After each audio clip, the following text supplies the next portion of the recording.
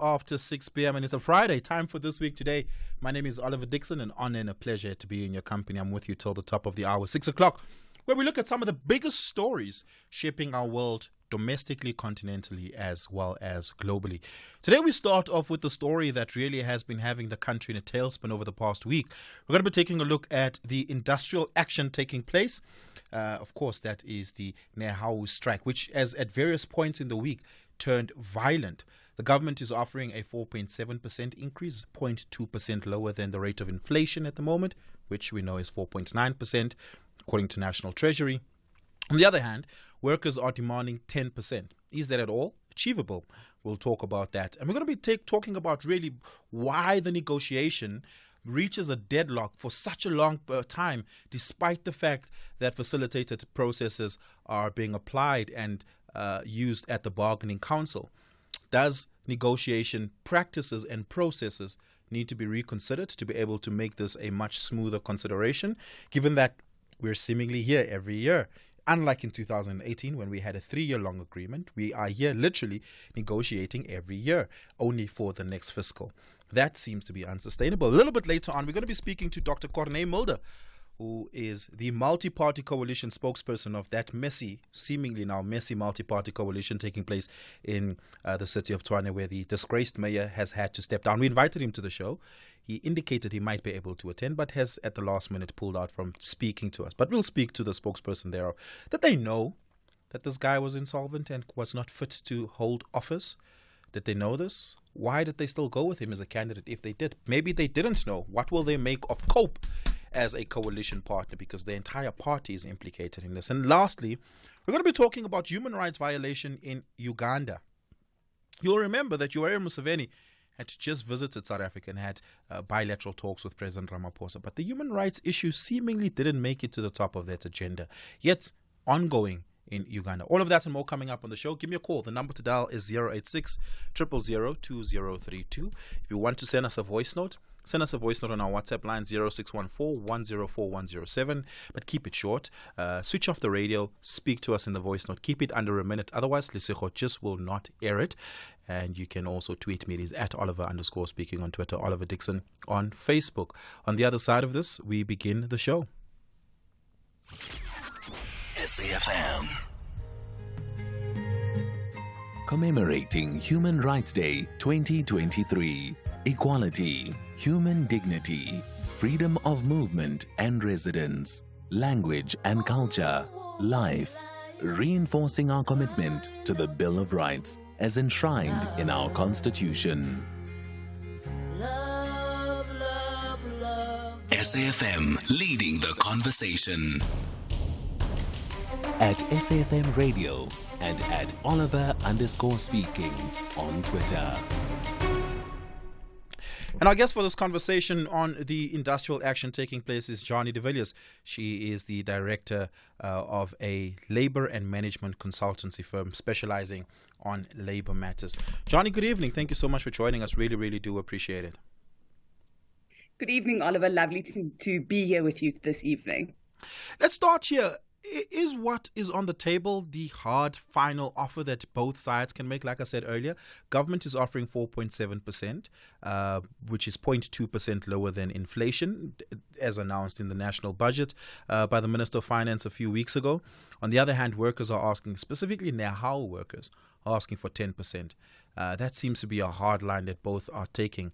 The industrial action usually means this is parties go to strike, usually when their members say, this is how low we can go, and not much lower than that. That means it's as far as they're willing to take it. What is government then to do? Is there a possible middle ground here? So just a correction on that, the CPI currently actually is 6.9. So we're talking about 2.2%, that the offer is lower than the CPI, which is low, and we understand that. However, we are in an extremely fiscally constrained environment in terms of government expenditure as well, because government is under massive criticism for the public sector wage bill and so forth. So we know that there are a number of factors on the outside which are a real issue issue. What we've seen is that there hasn't really been much movement on either side in terms of trying to meet each other. And I think that is one of the biggest frustrations in a collective bargaining process, is this whole idea of we have to meet each other in the middle without taking into consideration what the reality is faced by either party on either side of the table. Yeah. Look, the increase is one thing, the wage increase is one thing, but there are other conditions of service that are also being negotiated. Government has introduced a few years ago what I think is quite a nifty tool at subverting tough negotiations, a cash gratuity that they put on the table, non-pensionable usually, but to the amount of 1,000 rand. That cash gratuity benefits certain public servants than it does others, benefits certain public servants more than it would others, right? But nonetheless, this seems to be a temporary relief mechanism that government has put on the table. Are they able to expand the use of that particular tool? It's difficult to say, because to my mind, that being non-pensionable, that would be something to focus on, to see whether we can have that gain. But what's missing here at the end of the day is communication, massively so, because we are expected, or the parties are expected, even with mediation, to try and sort out this terrible dispute while we can hear from the way that they speak of each other. I mean, all of us are in the public at the moment listening to this play out, and the way that they speak of each other, to my mind, says that nobody has spoken about what do we actually have in common, where are the mutual interest issues that we can have wins from first before we move on to the more difficult things. I think modernization is really necessary. Otherwise, we are going to sit in this situation for the rest of our lives. I have worked on both sides. I've worked as a business representative, who I do now. I've worked as a trade union representative as well. So I understand the frustration on both sides. And I've been in negotiations where employers have said, I will give you 4%. And 12 rounds of negotiations later, they have not moved from that 4% because that was literally what they could afford at that stage. But then you have a situation where all the information is shared. Everything is completely transparent. It's open. You as a union official can take that to your members and say, I don't think they're hiding anything because I can show you physically what is going on. That trust deficit seems to be huge in these negotiations. And I think that creates a situation where the parties are never going to find each other. So government at this stage, although healthcare workers are supposed to be essential service workers, I don't know why the strike action is going the way that it's going. I also don't know why Nahabu is striking, despite the fact that there are interdicts against aspects of the strike, specifically in the medical sector. I want us to get to that and speak about whether certain critical staff public servants should have the right to, I mean, that's still a contentious issue in South Africa. But on this, it's intriguing to me that you mentioned that there is real transparency about what government can and can't afford. It's on the table. The question then is, are the right negotiators in the room? You're asking me a loaded question on this Friday evening, because it's very difficult to say. Look, at the end of the day, the principles of negotiating in good faith is that both parties accept that the other person sitting on the other side of the table is the best and correct person to be there. I am concerned, and I've expressed my concern over the past few weeks in different aspects with our union movements in the country. I am concerned that we keep ending up at these violent protests and strikes, and that there's no modernization, there's no change, there's no moving forward. Everything is done exactly the same way as it was 20 years ago. And I know because I was there 20 years ago. So there's huge concerns with regard to that, because if we go into negotiations saying, I represent a vulnerable class, I represent people who are have-nots, and I respect that greatly in terms of the union movement. But when do we move towards saying, I understand what the employer is trying to say to me and what they are putting on the table, and I am a taxpayer too. And I understand what this motivation is. I feel like there is definitely some maturity to be called for at this Does stage. the DPSA empower their negotiators enough to be able to move around certain things in the room? I ask this because it seems to me that the public service wage bill will forever be a sore thumb politically and economically, insofar as tough decisions about reconfiguring public service altogether are taken. But negotiators can't go into the room and make such proclamations, because that is a very politically heavy decision to make. That really would have to come all the way from the top. Negotiators are not empowered to be able to make such proclamations in a negotiation. Should the negotiation move away from the bargaining council and into the political chambers of Nehawu and the ANC? Well, we are in the situation where you have two of the tripartite alliance of government who are at each other's throats, and South Africa almost being in the middle of that. So yes, I definitely think we need to use every single tool that's in our arsenal at the moment, and leadership needs to come from the top, and that's for both sides. So to answer your question with regard to empowerment, it's always a very difficult situation, because you can negotiate as a negotiator on behalf of an employer group within the mandate that's given to you, and no further than that, because otherwise you're not negotiating in good faith. So given what we are facing at the moment, I don't think we need media declarations necessarily, but we definitely need meetings behind closed doors to try and resolve this as quickly as possible, and so that we don't have these strike actions to the detriment of the South African public. Yeah, give us a call. The number to dial is 086 000 2032. 086 000 2032. What are your views currently on the ongoing industrial action led by Nehawu, rejecting government's offer of 4.7% and asking for 10% as a wage increase? Let us know what your thoughts are on that. Jean, I just want to ask this. Unions employ really smart people, right? The people who are advising and strategizing within the top echelons of unions typically know how to read a balance sheet, and they're able to make sense of a balance sheet. You can go onto the National Treasury website and you can see the country's balance sheet in real time. Is that being communicated down to constituency members? It's difficult to say. Obviously, I'm not there, so I would presume yes, that is communicated. Having been in the situation where I was screamed at by thousands of people for sharing information like that, I think there's a very fine balance that needs to be struck, because you as a union official, you want your union, your branch, to be behind you, and you want them fired up. But if you have them emotional to an extent that you cannot share in a rational way information with them, at the risk of being accused that you are in bed with management or that you received a brown envelope, then you are in a dangerous situation. And I had a colleague who always used the analogy of saying, you get the aeroplane into the air in terms of the strike action, but you need to land that aeroplane at some stage.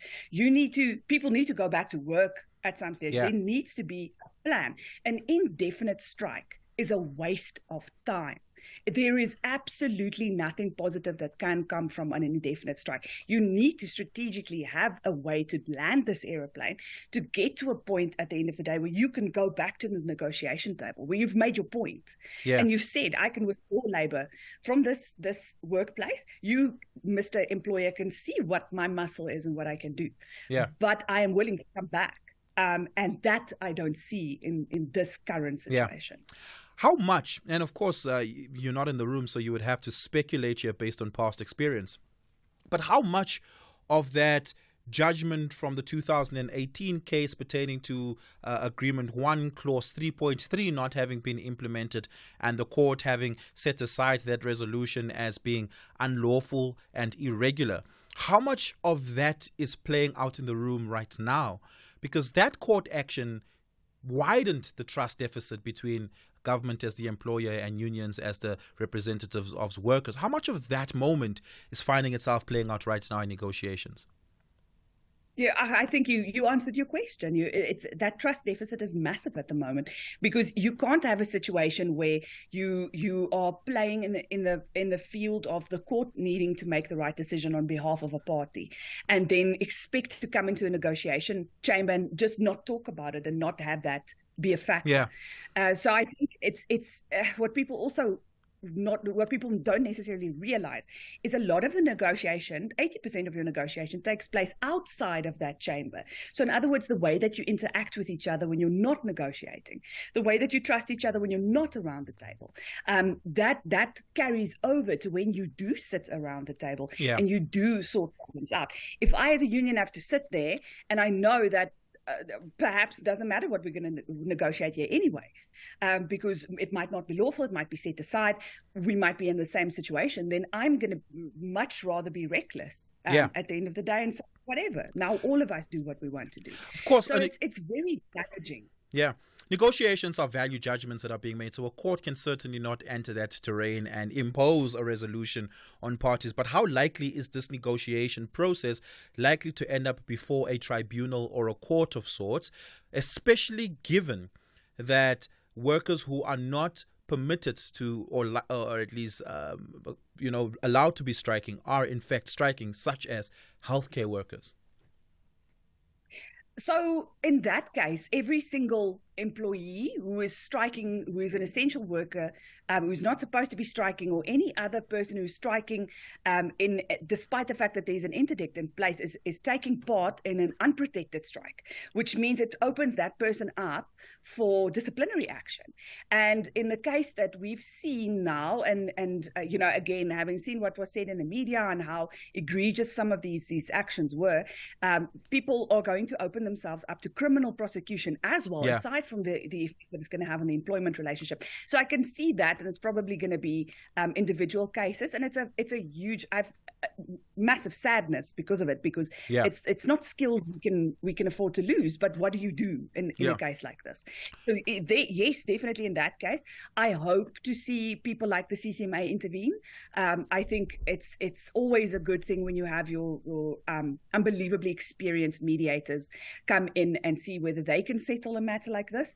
So for that sense, I hope that is the case, and that we will see something like that in addition to what the isn't that what a facilitated process effectively is, which is a tool that the bargaining council has been using quite a bit in the last couple of years, and I'm assuming, at least I understand it to be what's currently going on.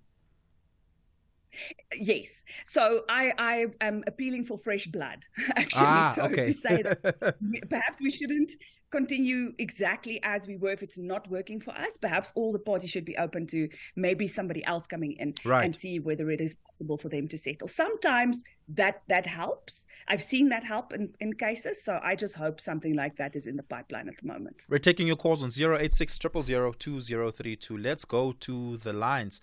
Sipo out in Chatsworth. Sipo, good morning.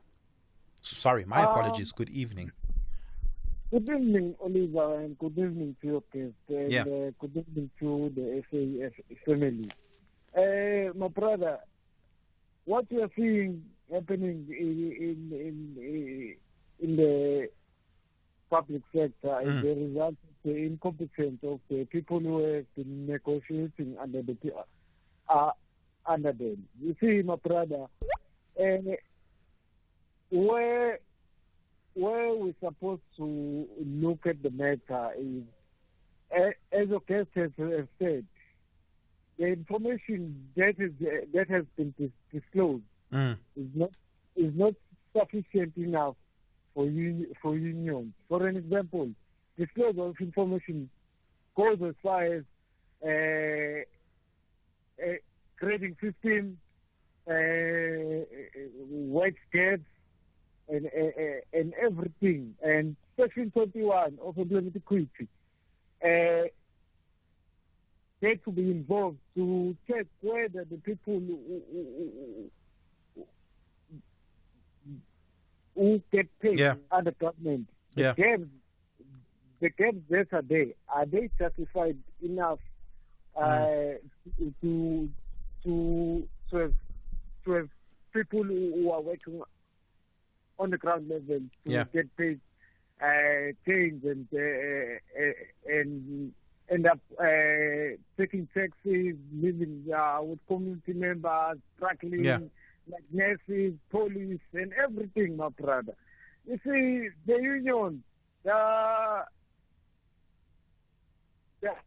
letting the workers down. They're just letting the workers down. They're supposed to speak of salary adjustment, not salary increment. Yeah, Sipo, we're going to have to leave it there. Thanks a lot, man. Really, really do appreciate your call. Sipo calling us from Chatsworth. Anonymous in East London. Anonymous, good evening. East London, Anonymous, good evening. Oh, I'm going to ask you to switch off your radio. Let's put Anonymous. Okay, there we go. Go ahead. Hello, sir. How are you today? I'm well, so go ahead. I'm fine, no problem. I'm anonymous in East London. Now, I'm a government employee as well. Mm-hmm. Now, my problem is, you talk of guys there about essential service workers that are supposed not to strike. My question will be, are they not affected by the non-interest of government money, government salaries? Are they not affected by the fact that our children are not even are not allowed to apply for NSFAS? The petrol is up, everything is going up, and we are being taxed so much. Then now, when we demand our rights, we are told that we are working essentially, so therefore we have to preserve the life of other people. Of course, we love what you are doing, but at the very same time, if the government decides not to do what is right for us, then what can we do else? Because it's been a long time, you know that? And the economy, the status of the economy of the country is not there because of us. It's still by they are the politicians who took this country to where it is.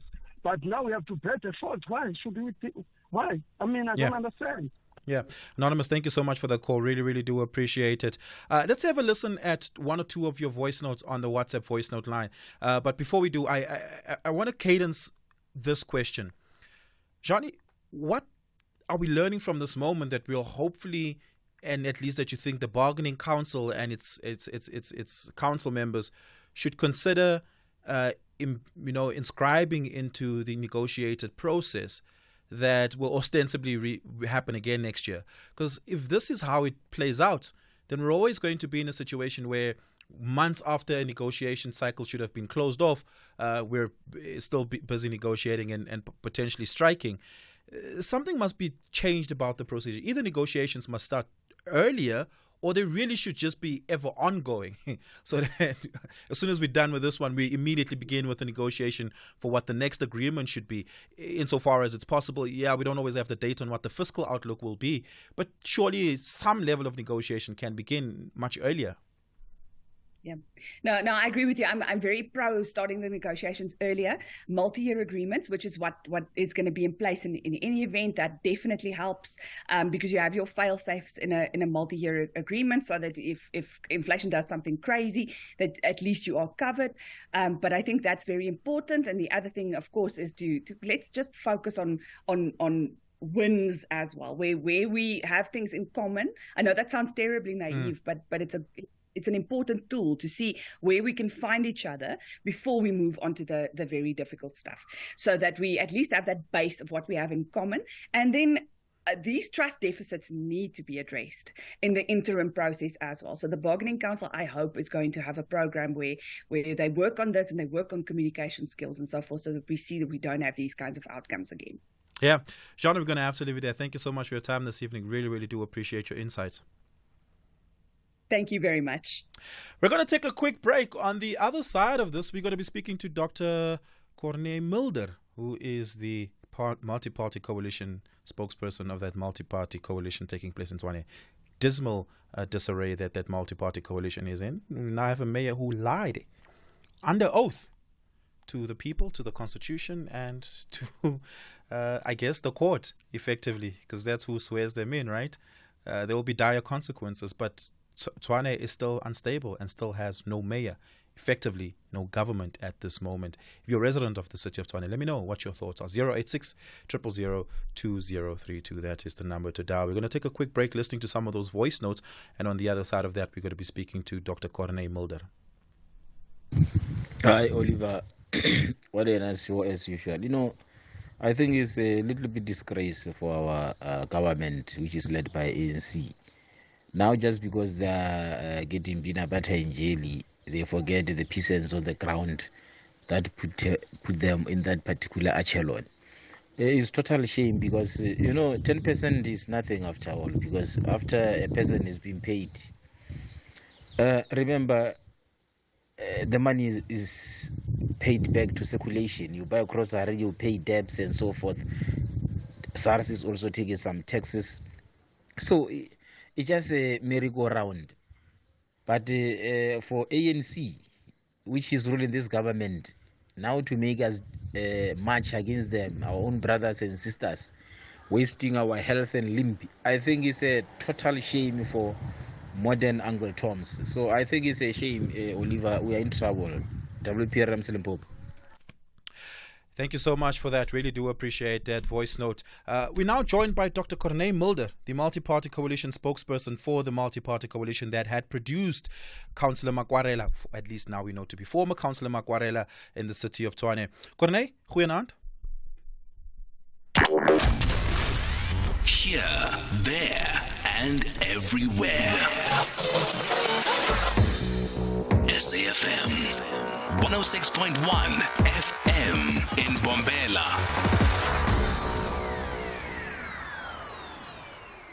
Oliver Dickson on SAfm. Let's see if we have Dr. Mulder there now. Corné, goeienaand. Goeienaand. Julle is vreeslik in die skande gesteek. You guys produced a mayor that lied. What do we do now? No, we never made him a mayor. It was the ANC who thought he should be a mayor. But the multi-party coalition, at least at some Yes. point, was negotiating part of this process. The multi-party coalition itself seems to now be in disarray. It begs the question around whether or not smaller political parties do effectively pull the power that they think they do. No, I don't think so. The moment, if we were aware of this person's shenanigans at any stage while he was in the coalition and part of our processes as speaker, we would have acted immediately, there's no doubt. But this information only came to us after the fact when somebody in the public decided to be a whistleblower and informed us, and then we acted. Yeah. So that's basically what happened. Look, you're a member of parliament. You're not a councillor, but you've Yes. been sworn in under oath. Before swearing in, are you required at all to declare whether or not you have a criminal record that may disqualify you?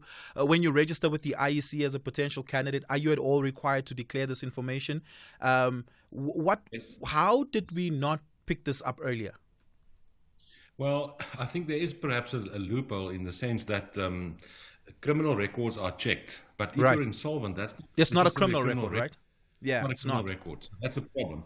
And what we need is a register, perhaps, of everyone that is being sequestrated at some stage, and we'll have to deal with that. Yeah. So obviously now that has to be a part of the electoral process before anybody can be a part of or at least make it onto an electoral ballot of sorts. Tshwane is now without a mayor. There's no semblance of a government there. What are parties talking about right now? Is there an emergency meeting that you know of taking place right now between coalition partners, potential coalition partners? No, the original multi-part coalition is still intact. It consists of 5 political parties, the DA Action SA, FF Plus, the IFP and the ACDP. That is still intact. We had a normal strategy meeting last night from 9 o'clock. We are having another meeting tomorrow morning at 7, and that discussion is about only one issue, and that is to come to an agreement in terms of who our candidate would be for the election of a speaker on Monday. We've already agreed in terms of the candidate for the mayor position, so when that election takes place, that has been agreed to. So we are ready to govern, and the fact is that the election result of November 2021 cannot be amended, it cannot be changed. And in terms of that election result of 21, this coalition of 5 parties have a clear majority, they can govern. What we need to do is to sort out our internal problem where some of the individuals voted with the ANC, and once we've sorted that out and we've retained our majority again, we will take control and charge of the council and continue with our mandate. Yeah. Who's the mayor candidate you guys are going to put forward? The mayor candidate is Silje Brink, and he will still be the mayor candidate. We've agreed upon on him, and everybody in the coalition supports that, all the parties support that. We have not agreed on the position of speaker yet, but we will finalize that tomorrow morning early in a strategy meeting. Presumably that would come from a different party than the DA, right? Yes, most likely. It will most likely be from a different party because we are very sensitive not to have a preponderance of one party in some of these positions, and you want to accommodate the coalition partners. Is the coalition willing to accept COPE into its fold? It will depend on how COPE behaves. I saw an interview just now from Dennis Bloom blaming the coalition. That is not a positive start. And then I heard Colleen Makubele going on there telling us how bad we are. If COPE is serious, if COPE wants to get them off the blacklist of parties in cahoots with the ANC, the first thing they should do is to get now rid of Colleen Makubele as well. We've done Makurela now, but Colleen Makubele must be the next one to go, and then we can perhaps listen to COPE again. Okay. Is Silas Brink the best choice here, given that Randall Williams, coming out of the Democratic Alliance, wasn't shooting the lights out, so to speak? No, I don't think so. Well, let me say, I don't think so when I say what you're saying. No, I think he's a good candidate. Silas Brink has got lots of experience. Remember, he was a councillor himself in the city of Tshwane. He was a councillor from 2011 until 2016, and from 2016 to 2019 he served in the executive of the mayoral committee, so he's got some good experience. And since 2019 he served in parliament in the portfolio committee dealing with local government, so he's got a lot of experience. He knows the city of Tshwane very well, and we went through that process internally, and he's got the support of all the coalition parties unanimously. Was there anyone else that was put on the list? Yes, it was discussed. There were different proposals way back. But in the end, also in terms of a coalition agreement, it was agreed right from the beginning that the position of mayor should go to the Democratic Alliance. And that's just the reality in terms of the support of the parties. The coalition, within the coalition of the city of Tshwane, and on our side, the DA is the bigger party in that sense. Yeah. But big is also relative. You need the other parties to form the majority. Why is it necessary to have a change in the speakership? Well, we've got the vacancy now in the sense that COPE was given that position, but COPE has got only one councillor. And we know how that turned out. Yeah. So, and COPE is no longer a member of this coalition. So we will find, most likely the candidate for speaker will be coming from one of the three larger parties in the coalition, being the DA, Action SA, or the FF+. And if one takes into consideration that you don't want the preponderance of the same party above the line, you can make a deduction maybe from where the speaker may come. So Action SA or the Freedom Front Plus. Who are you putting forward? It's possible, yes. We will have to see what happens in that meeting tomorrow morning. Parties, we discussed that last night, and then parties went back to their structures during the day. And tomorrow morning they'll give feedback, and then we'll take a decision. Whose name are you putting on? That is still to be considered throughout the night in terms of our caucus, and we'll have an answer tomorrow morning. So when you say your caucus, you mean the caucus of the FF+? Yes, of course. No, our Tshwane caucus are considering that, and we will deal with that when they are ready. Just very quickly as a final question, how many seats does the FF+ have in the council? 17. We've got 17 seats. The Action SA has got 19, and the Democratic Alliance, I think, has got 65, if I'm not mistaken. I think it's 65. Korene, we're going to have to leave you there. Thank you so much for your time this evening. Really, really do appreciate it. It's a pleasure. Thank you very much. Good night.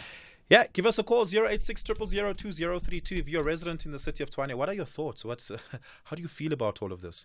I honestly, man, I would have loved to speak to Makwarela and just get into his mind about what the hell did he think was going to happen. How could you lie so brazenly? How can you lie with such confidence? As we say on the streets, he did it with his chest. And he claims to be a man of the cloth, a man of the good book, yet lies to the public so brazenly. There are very few as equally disgraceful moments I can think of in our democracy as this moment. There have been many, but this was, as glaring as it gets. We're going to take a quick, short sting. On the other side of this, we're going to be speaking on a very, very important matter. Human rights violation in Uganda. This is after Yoweri Museveni was in South Africa recently on a bilateral state visit with Cyril Ramaphosa. Big smiles, big laughs, big hugs, but no conversation on the human rights violations taking place over there. And some of them are as inhumane as it gets. Incredibly egregious acts of dehumanizing a lot of people in Uganda. On the other side of this, we have that conversation.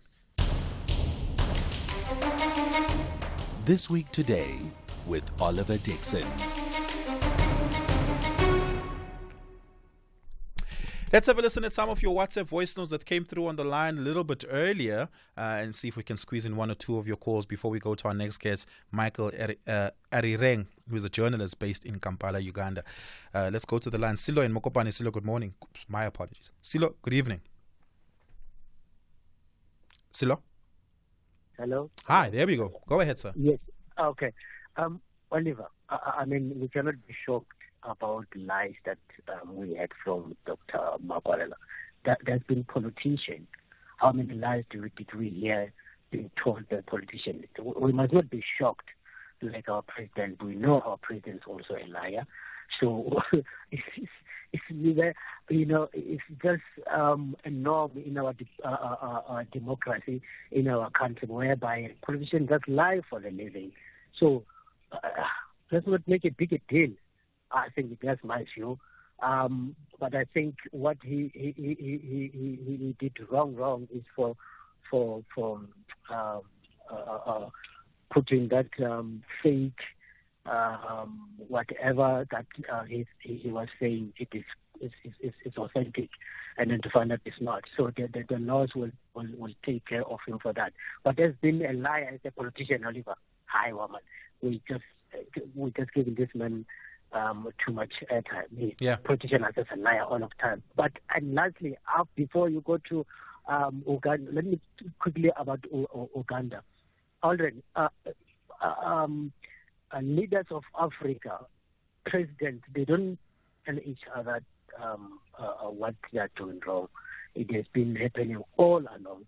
Like you are going to talk about why our president did not even say about the violation of other people that side. It is because they cannot tell each other truth face to face. They just pretend to each other. They just a bunch of liars and losers, man. That's what I think about the whole thing.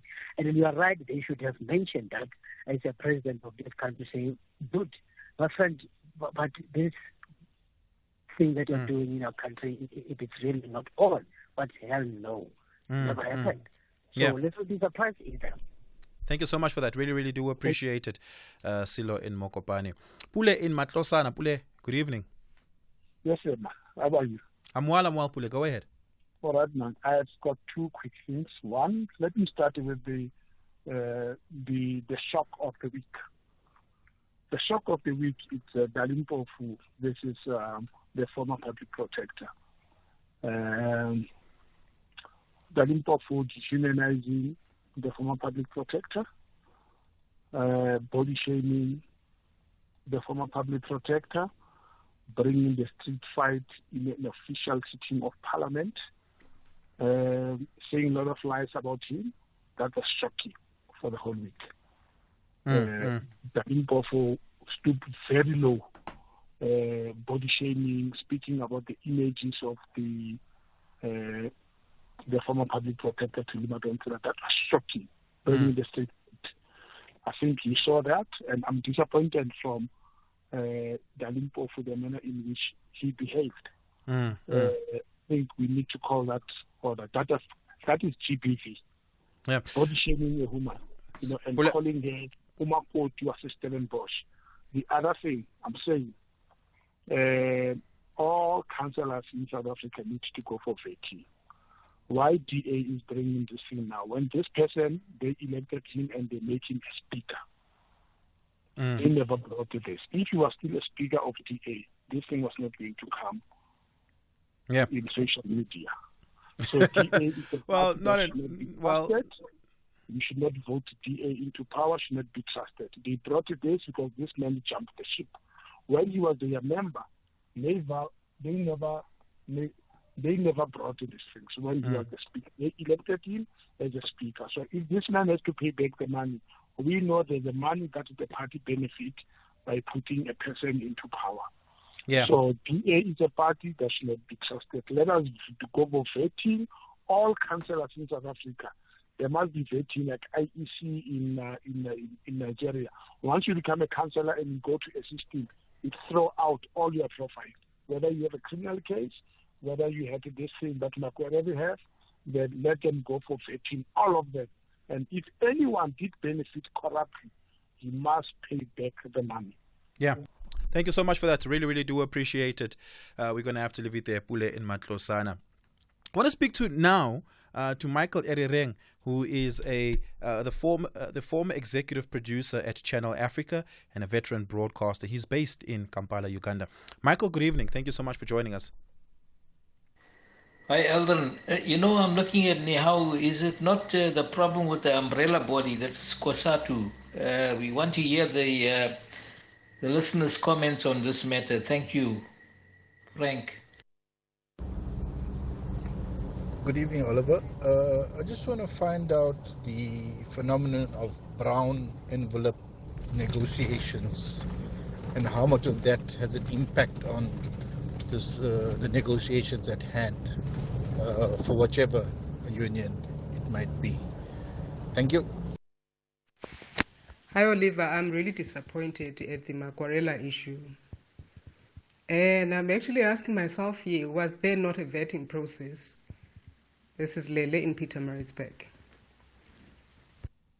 Lele, thank you so much for that, all the way from Pietermaritzburg. We're struggling to connect to Michael right now. He's on our Zoom line, but his audio is seemingly not connected. This is still part of, I guess, the gremlins of digital broadcasting. We're going to take a short break and see if we can get Michael on that line. Hopefully, we will be able to. But still, send through those calls, send through those WhatsApp voice notes. The number to dial is 086 000 2032 086 000 2032. If you'd like to give us a call, 0614 104 107 if you would like to send us a WhatsApp voice note. Let's take a short break. Back on the other side of this.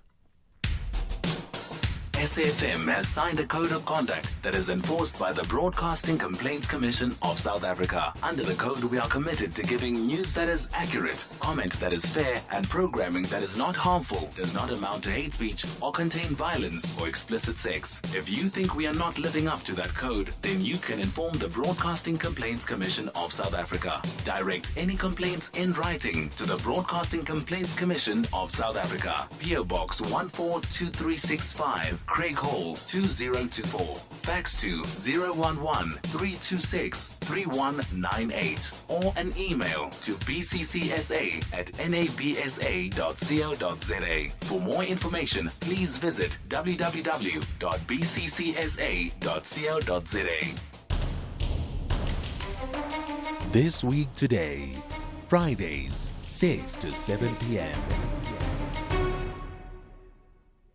Give us a call, 086 000 2032. We're still taking your comments and your questions on the various conversations that we are having.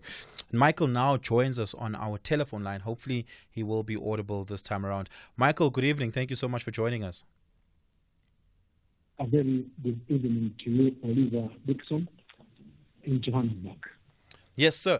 I want us to start here, Michael, because I think there's an important conversation to be had here about the potential law that will continue to criminalize, at least now, gay people in Uganda are being persecuted. But this bill on the table will criminalize them. That's to say, if you identify as a non-heterosexual person, you will go to jail.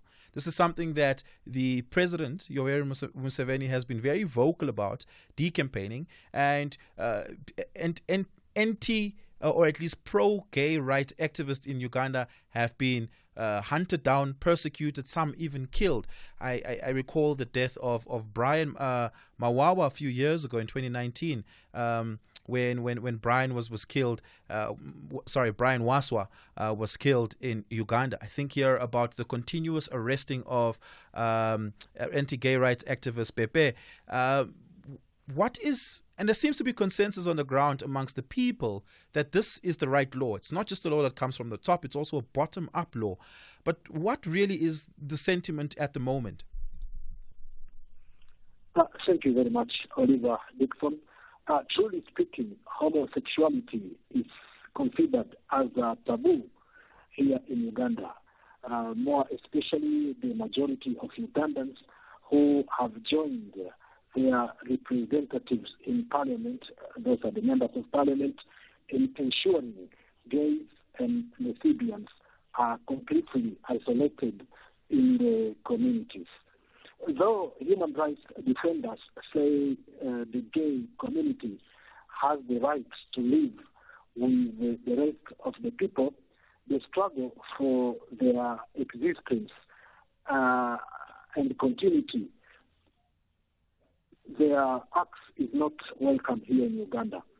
President Yoweri Kaguta Museveni has been championing the fight against what he described as an evil act, and he has actually been supported by both religious and cultural leaders who currently have started campaigning to eliminate the activities of the gay community. Yeah.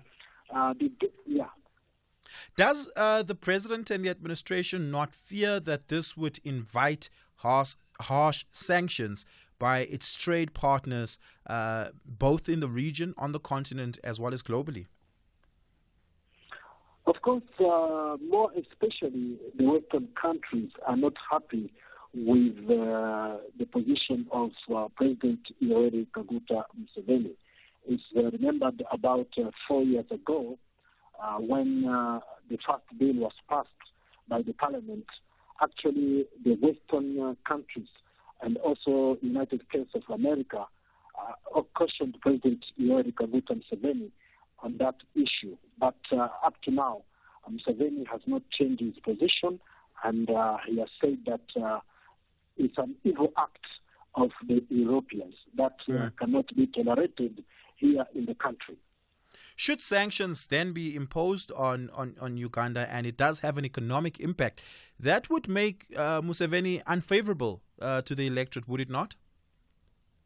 Of course, remember quite well, way back in 1986, when President Yoweri Kaguta Museveni took power, actually he became the darling of the Western countries, just because of his efforts in making sure that there is peace prevailing in the country and also in the region. For example, in Somalia, in the Democratic Republic of Congo, and South Sudan. So actually, by coming out with that law, it means that the Western countries will actually not assist Uganda because, as I can say, 60% of the Ugandan budget comes from Western countries. Yeah, and that's quite a bit of its budget. Will that then see a change in direction on this bill? Of course, up to now, Museveni has sticked on his position and is being supported by Ugandans. The majority of Ugandans are saying no to the gay community. And actually, as I speak right now, they have started campaigning. They go to schools, they try to educate the students about the dangers of homosexuality. Yeah. So it's actually a war between the Western countries and the Uganda government. Yeah. Are gay rights activists in Uganda are protesting at the moment? Both in the country, there's an attempt at protesting, but certainly they're protesting outside of the country as well. Does that translate into any sort of empathy for them on the ground? Well, they're trying their level best, but I don't think they can win because the majority of Ugandans are against homosexuality here in Uganda. They are saying, they're alleging that the government is trying to look for political support. That is why they are arresting the gay community. By doing that, the government thinks that it can gain more and more support, more especially in rural areas whereby most of the Ugandans are not happy with the gay community. Mm-hmm. And is there reason for Museveni to seek increased political support, given that he's been at the helm for so long? Yeah, because even right now, there are rumors that he will also contest in 2026 to become again the president of Uganda. But there are so many homosexual celebrities in Uganda, but they don't show to the public. There are few Ugandans who actually are holding key positions who support homosexuality. For example, the executive director of UNAIDS and an Undersecretary General of the UN, Winnie Byanyima, the wife of the leading opposition figure here in Uganda, Kizza Besigye. She asked the government of Uganda to accept homosexuality, describing it as normal, and that those involved must be allowed to love and associate freely without being penalized. She strongly condemned the Parliament of Uganda for tabling the bill to prohibit homosexuality, and she actually has vowed to fight it. To fight the Parliament of Uganda decisions. Yeah, and just finally, this matter is something that the Human Rights Watch has picked up on and is actively campaigning against. This will obviously become a discussion at the United Nations should there be a next General Assembly sitting that Uganda will be a part of. How does Uganda feel right now? At least, how does the administration feel about what this will do to its global, I guess, doesn't have much of a positive reputation globally as far as this is concerned.